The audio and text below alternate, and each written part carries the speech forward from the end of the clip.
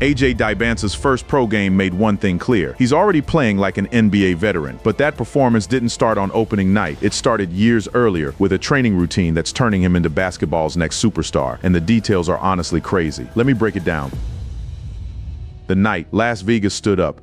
Picture the Thomas and Mack Center in Las Vegas on the night of July 9th, 2026. This is Summer League. These games usually mean almost nothing. Half the players on the floor will not even make an NBA roster by October. And yet this building was packed to the rafters because for one night, Summer League felt like the finals. The Washington Wizards were playing the Utah Jazz, and that meant the #1 overall pick, AJ Dybantsa, was going head-to-head with the #2 overall pick, Darren Peterson, in the very first professional game of Dybantsa's life. Look at who showed up to watch. Wizards owner Ted Leonsis was courtside, so was general manager Will Dawkins and head coach Brian Keefe. John Wall was there, and sitting right in view of the court were Anthony Davis and Trae Young, the two stars who would soon be sharing a locker room with this teenager. When your future teammates clear their summer schedule to watch your first exhibition game, the pressure is not normal pressure anymore. It is a spotlight the size of a city, and here is the part most people forget. Dybantsa walked into that spotlight cold. BYU season had ended in March, which means he had gone roughly 4 months without a real competitive game. 4 months of practice gyms, empty bleachers, and private workouts. Then suddenly a sold-out arena and a national broadcast. Listen to how he described the feeling of walking back onto a court that actually mattered. I mean, first of my heart, the was like during the introductions, during the starting lineup, it was just crazy. Like I'm in Vegas, getting a lot of love. The love was real, but so was the rust, and he admitted it openly. Just getting back on the court. I got bounced out the first round. So I haven't played since like March 10th, so just getting back on the court, playing with some guys.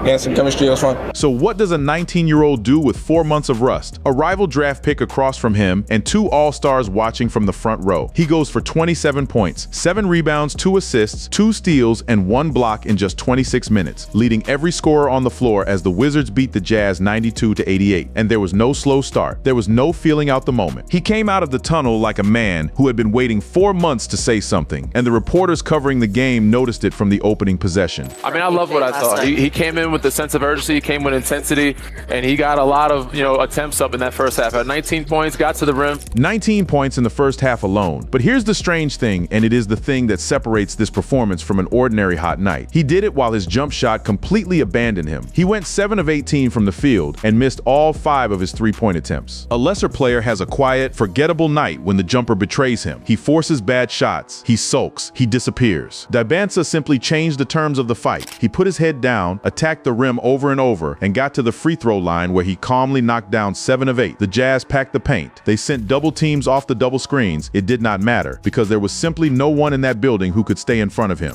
When you watch him, he is such a fluid athlete, and his ability to they let him bring the ball up and he could get downhill almost at will. Downhill at will. Remember that phrase because it is going to matter later in this story, and the scoring was not even the full picture. He flashed real point forward vision too, threading a sharp bounce pass on a fast break that had scouts whispering and knocked down a fadeaway from about 10 feet while absorbing contact from Peterson himself. Then came the play that turned a basketball game into a moment late in the first quarter. Dybantsa caught the ball in triple threat, blew past Cody Williams, slipped away from Darren Peterson's swipe at the ball, split 2 more converging defenders, and hammered home a dunk through the entire crowd of bodies. He even briefly lost control of the ball in midair and still gathered it back in time to finish. The broadcast crew could barely process what they were watching. He leaves Cody Williams in the rear view, again meeting defenders at the cup. They don't look like they want any part of him. Good night. He screamed. He flexed. The whole arena rose with him. Phones out, voices gone, disbelief everywhere you look. Anthony Davis and Trae Young were reportedly out of their seats along with everyone else in the building, and when reporters asked him about it afterward, his answer showed you exactly how his mind works in real time. He was not trying to make a highlight. He was solving a math problem at full speed. Yeah, I mean, I turned the corner. The only way I was going to be able to score that was dunking. Ducking was not going to survive the contact that was coming, and he knew it before he ever left the floor. I got fouled probably 2 times, so I had to go punch it. I had to go punch it. That is the whole game in one sentence. But the dunk was only the loudest part of the night, not the most important part. The analysts who study this sport for a living kept coming back to something quieter and honestly something scarier for the rest of the league. It was the way this teenager handled grown man contact in his very first professional game. The thing for me with AJ Dybantsa was this. It was very simple. He was able to play with contact, playing through contact. He absorbed the physicality, he sought it out, and he used the rim like a shield on his finishes. That is not a rookie habit. That is a professional habit, and everyone watching could feel it. He looks like a pro. He does not look like a college player who was just playing college basketball, 3 or 4 months ago. Meanwhile, on the other side of the floor, Darren Peterson was learning how heavy this stage can be. Make no mistake, the number 2 pick is a serious talent, and he fought his way to 24 points on the night, which made this only the second game in Summer League history where the top 2 picks in a draft posted dueling 20-point performances, but the fight cost him dearly. He coughed the ball up 8 times and picked up 9 personal fouls as the Wizards threw wave after wave of physical defenders at him, pressing shot after shot early, because he wanted this night to be a duel. Nobody is writing Peterson off after one summer game, and nobody should, but the contrast told a story that everyone in the arena could read. One top pick looked like he was adjusting to the moment, playing outside of himself, chasing the occasion. The other looked calm, poised, almost bored by the chaos, like the moment was adjusting to him. When the dust settled, the numbers put Dybantsa in historic company. His 27 points tied Blake Griffin's mark from 2009 for the most points ever scored by a number 1 overall pick in a Summer League debut. And we also agree because he ties Blake Griffin's 2009 most points scored by a number 1 draft pick, which is very, very promising. Summer League coach TJ Sorrentine called the performance terrific, praising how Dybantsa got to his spots and reached the free throw line, while, in his words, still just scratching the surface. The kid even exited late with minor leg soreness, rehydrated, and immediately told everyone he would be fine for the next game. And when a reporter asked whether facing Peterson, the man drafted 1 spot behind him, had lit a fire under him, his answer was pure competitor. Definitely. You got to find ways to motivate yourself for every single game. Obviously, that he had a motive, so I had to go find one, and I did. 27 points on 4 months of rust through contact with the jumper misfiring in front of his future teammates against the one rookie in the world with something to prove against him. Now here's the question that should be nagging at you. Nobody stumbles into a night like that. Nobody ties a Blake Griffin record by accident after 4 months away from real basketball. Something happened in those 4 months, somewhere between the end of BYU's season in March and that July night in Las Vegas. This teenager was being rebuilt, piece by piece, in a gym most fans have never heard of, by a trainer most fans could not name, and the way he prepared might be the most impressive thing about him. Inside the Los Angeles lab.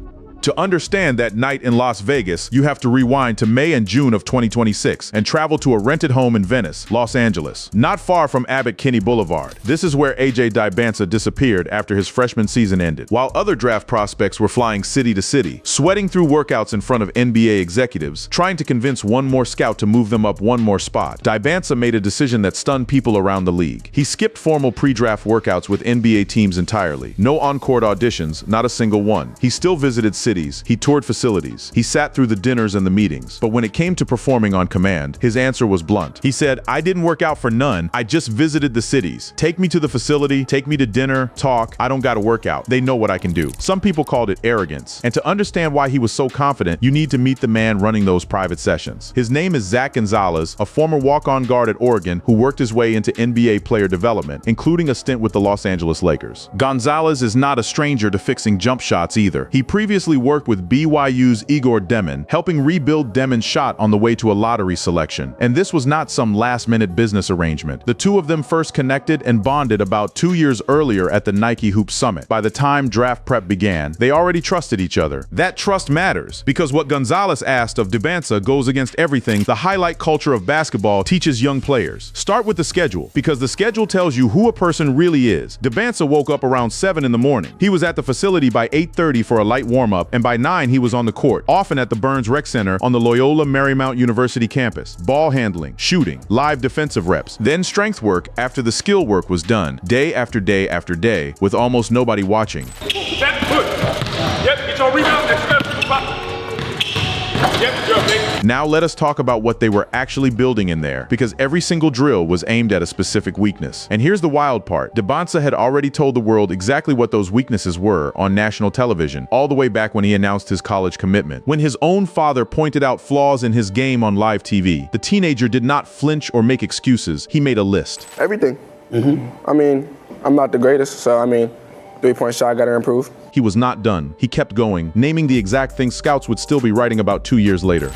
Effort got to improve. Weak side, defense got to improve. A lot of stuff I got to improve on, but we notice our weaknesses and we go, add to it. Dybantsa shot just 33.1% from 3 at BYU, and scouts flagged his perimeter shooting as the single biggest swing skill in his entire projection. So how do you fix a jump shot? Most young players think the answer is volume. Shoot 1,000 shots a day until your arms fall off. Gonzalez believes the exact opposite, and his reasoning will change how you think about practice. He caps sessions at around 200 to 250 high-quality shots, because in his words, we're not going to shoot 1,000 shots because he'll get tired tired and start building bad habits. Better to shoot 200 or 250 quality shots and really build this thing up. I told him, this is going to be a 2-year process. We're going to build this thing the right way. I need you to trust me. A 2-year process. Sit with that for a second. The most hyped prospect in basketball, weeks away from the draft, being told his shot will not be finished for 2 more years. And instead of panicking, he bought in. The technical goal was what Gonzalez calls shot fluidity, turning a 2-shot motion into one smooth connected release with consistent arc, a shot he could create off the dribble and trust in live action. He even shared shooting sessions with other elite prospects, including 6'10" Nate Ament, grinding through mid-range and 3-point drills side by side under Gonzalez. Weakness number 2 was defense and ball security, and this is where the training gets genuinely brutal. Dybantsa averaged around 3.1 turnovers per game in college, and his defensive focus drifted at times, so Gonzalez did not hand him cones and dummy defenders. He handed him Davion Mitchell, a Miami Heat guard and a former National Defensive Player of the Year at Baylor, one of the most suffocating on-ball defenders alive. Mitchell hounded him one-on-one, jabbing quick hands at his dribble, forcing awkward off-balance shots, making every possession feel like a fight in a phone booth. And after one of those sessions, Mitchell gave the rookie a lesson dressed up as trash talk. He told him, you gotta get to your spot out there. You can't do anything with me. You're locked up. As soon as you put the ball down, I'm in your pocket. You'll learn over time. You'll have so many reps, it becomes second nature. Most teenagers with Dybantsa's resume would sulk after getting locked up by a pro. Listen to how he responded instead. He said, I just played against one of the best defensive guards in the Eastern Conference, and I only won 1 game. You gotta love those growing pains. You gotta love those growing pains. That is a 19-year-old choosing discomfort on purpose over and over because he understands that comfort builds nothing. The drills were deliberately designed to simulate uncomfortable NBA situations, and 5-on-5 pickup runs with NBA players and prospects layered real competition on top of it all. The body got rebuilt too. Observers noted visible muscle and strength gains on his frame during this stretch, with dedicated strength training after every on-court session, plus stretching and recovery support from a trainer at the Red Bull Athletic Performance Center. And behind all of it stood a small, tight circle. His father, Ace, a former police officer, lived with him in that Venice home, handling the business side himself so his son could pour everything into basketball. A documentarian named Michael Ojo quietly captured the footage, and Gonzalez, the man demanding the discipline, was also the man protecting the kid from burnout. He said he has had this pro approach since 8th grade. I love that he doesn't smoke, drink, party, anything like that, but at the same time, I really want him to know that it's okay to have fun. That's not going to take away from basketball. So between the grind, there were movie nights and rounds of golf. Small releases built into a machine that never really stopped running. That professionalism did not stay in Los Angeles. It followed him straight to Las Vegas, right down to the hours before his debut, and it did not go unnoticed by the reporters who cover the NBA for a living. This was Summer League, remember? An exhibition, and yet there he was, hours early, treating a July scrimmage like a playoff game. A pro approach since 8th grade, a trainer preaching patience in a world addicted to shortcuts, a defensive nightmare hired to torture him daily. Now the 27-point debut starts to make sense, does it not? But here's what will really bend your mind. This summer in Los Angeles was not the beginning of the story. It was just the latest chapter. Because if you trace this kid's path backward year by year, you find the same pattern repeating since he was 14 years old, and it explains why he has destroyed every single debut he has ever been handed.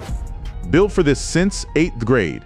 Every machine has an origin, and this one starts in Brockton, Massachusetts, the city that gave the world Rocky Marciano and Marvin Hagler. Anicet Francois Dybantsa Jr., born on January 29, 2007, announced himself almost immediately. As a freshman at St. Sebastian's School in Needham, he averaged 19.1 points, 9.6 rebounds, 2.9 assists, and 2.5 blocks per game, while shooting 60.8% from the field. Freshmen are not supposed to do that, and the awards followed instantly because he was named the 2023 Massachusetts Gatorade Player of the Year as a 9th grader. Most families would have stayed comfortable. The Dybantsas chose the opposite, and this is where the pattern begins. He transferred to prolific prep in Napa, California, chasing tougher competition and a national stage, and later finished his high school career at Utah Prep Academy in Hurricane, Utah. At Utah Prep, his senior numbers hovered around 28.6 points and 9.5 rebounds per game in some recaps, and he was already colliding with the same rival he would meet again in Las Vegas. In one high school battle against prolific prep, Dybantsa poured in 49 points in a 2-point loss to a team featuring elite competition, part of a series of scoring duels with fellow phenom Darren Peterson that made their eventual number 1 versus number 2 showdown feel like destiny. Then he made the boldest move of all. In October of 2023, he announced on Instagram that he was reclassifying from the class of 2026 up to the class of 2025, skipping a full year of development time and daring the basketball world to catch him. It worked. ESPN ranked him number 1 overall. Rivals ranked him number 1. He earned McDonald's All-American All-American honors and a spot as a finalist for the Naismith High School Player of the Year. Scouts at 247 Sports raved about a jumbo wing with a wingspan over 7 feet, an elite mid-range pull-up, and more potential than anyone in high school basketball. He was proving it against the world too, literally. He won gold with USA Basketball at the 2023 FIBA Under-16 Americas, won gold again at the 2024 Under-17 World Cup while making the all-tournament team, and then completed the sweep in Switzerland where he was named the tournament MVP of the 2025 FIBA Under-19 World Cup as the United States went a perfect 7-0 on the way to gold. 3 age groups, 3 gold medals, 1 MVP trophy. The pattern was undeniable. Wherever this kid debuted, he dominated. Then came the decision that shocked everybody, delivered live on national TV in December of 2024. Duke wanted him. Kansas, North Carolina, and Alabama were all finalists. And sitting across from Stephen A. Smith and Shannon Sharp with his father beside him, he said this: I'm just ready,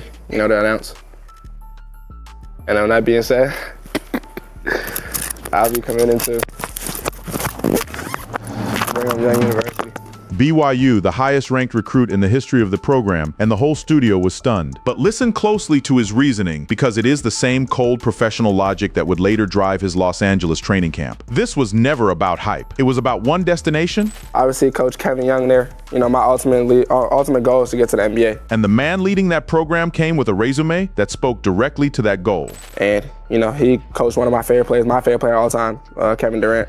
And he had high praise about him, so I wanted my visit. An NBA-style staff, top to bottom, chosen purely for development, and the results came fast. In his college debut against Villanova in Las Vegas, the true freshman dropped 21 points, 6 rebounds, and 3 assists to lead BYU to a 71-66 win, immediately showing the smooth scoring and poise that made him the top prospect in America. Another debut, another statement. And it was only a warm-up for what happened on January 24th, 2026. That night, against rival Utah, Dybantsa authored one of the greatest freshman performances in BYU history. 43 points on 15 of 24 shooting, 4 of 5 from 3, 9 of 10 from the line, with 6 rebounds, 3 assists, and a block in a 91-78 win. He scored 19 in the first half, then erupted for 24 in the second, mixing putback dunks, a one-handed slam, and back-to-back three-pointers. And the record he broke had stood for nearly half a century, because that 43-point night shattered Danny Ainge's BYU freshman single-game scoring record of 36 points, set all the way back in 1977. By the end of the season, the record book barely recognized itself. He broke 19 separate BYU freshman records. He led the entire nation in scoring at 25.5 points per game and finished with 894 total points, the third most by any Division I freshman in NCAA history. He scored in double figures in all 35 games, became one of only 2 players in Big 12 history with a 30-point, 10-rebound, 10-assist, triple-double, and swept honors including the Julius Erving Award, consensus first-team All-American, Big 12 Freshman of the Year, and the NCAA scoring title. Scouts reached for legends when describing him, comparing his scoring creation and pace control to Tracy McGrady and his all-around versatility to Scottie Pippen. So when the Washington Wizards called his name first overall in June of 2026 at Barclays Center, handing the franchise its first #1 pick since John Wall in 2010, nobody in that building was surprised. The debuts had told the story. Freshman year of high school, dominant. USA Basketball, 3 golds and an MVP. College debut, 21 points. First rivalry showcase, a 43-point record breaker. First professional game, 27 points and a Blake Griffin record. Every new level, the same result. Also, click on one of the cards on your screen to see more videos like this. See you in the next one.